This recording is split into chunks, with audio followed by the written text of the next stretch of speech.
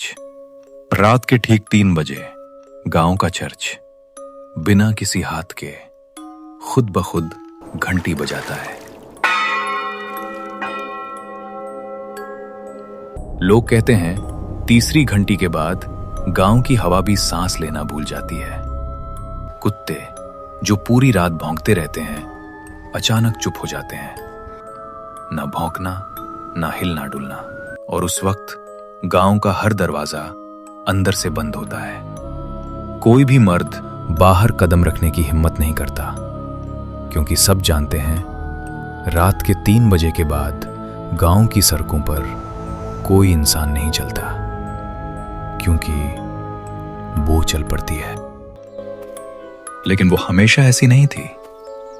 दिन में वो सबसे ज्यादा मुस्कुराने वाली लड़की थी। बच्चे उसके पीछे पीछे हंसते हुए दौड़ते थे। डरो मत, वो रोटी बांटती थी, दवा देती थी और हर किसी के लिए दुआ करती थी।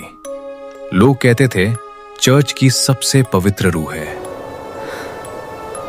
उसकी आंखें अक्सर गांव के मर्दों पर ठहर जाती थी, जैसे वो उनके चेहरे के पीछे नहीं उनके अंदर छुपा हुआ दर्द देख लेती हूँ। इतने थके हुए क्यों हैं? कुछ सही नहीं लग रहा।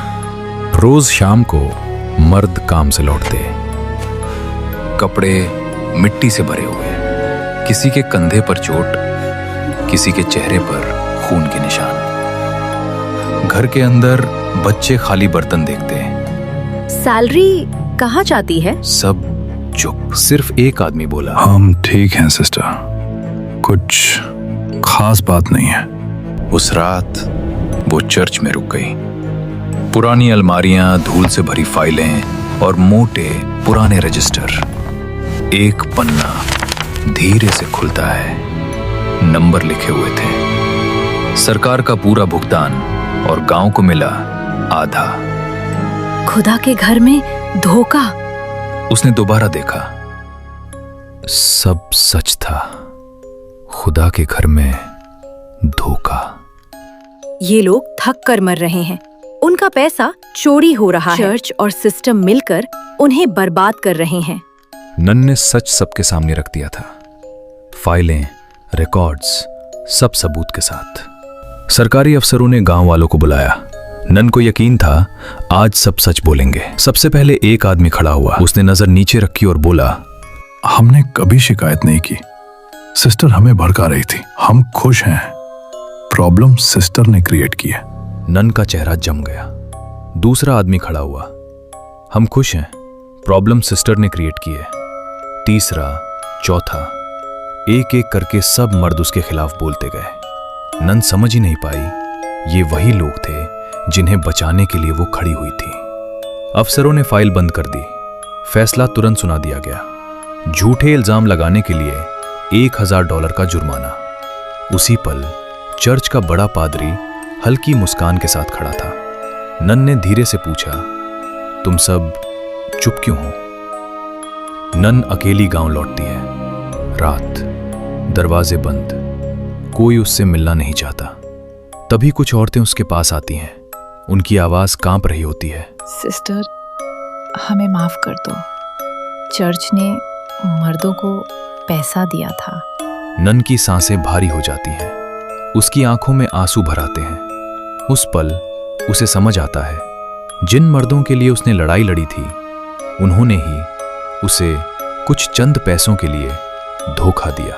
चर्च अंधेरा था। वो घुटनों पर बैठी। मैंने गलत क्या किया? दरवाजा बंद।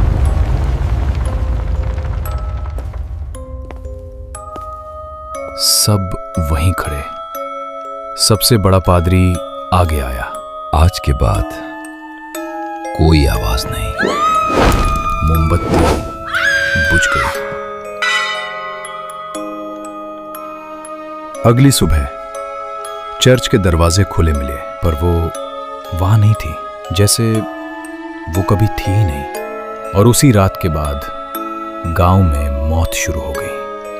पहली लाश चर्च के पीछे मिली, जमीन पर घसीटने के निशान। उसका चेहरा जैसे मरने से पहले कुछ ऐसा देख लिया हो जो इंसान नहीं देख सकता। फिर दूसरी लाश, फिर तीसरी, सिर्फ मर्द। लोग कहने लगे दिन में एक शांत सी लड़की गांव में चलती दिखती है, पर रात होते ही वो लड़की नहीं रहती।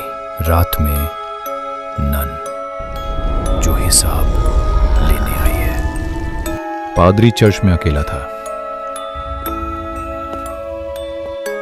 पादरी धीरे से पीछे मुड़ा और जो उसने देखा उसे देखकर उसकी सांस वहीं। कौन हो तुम?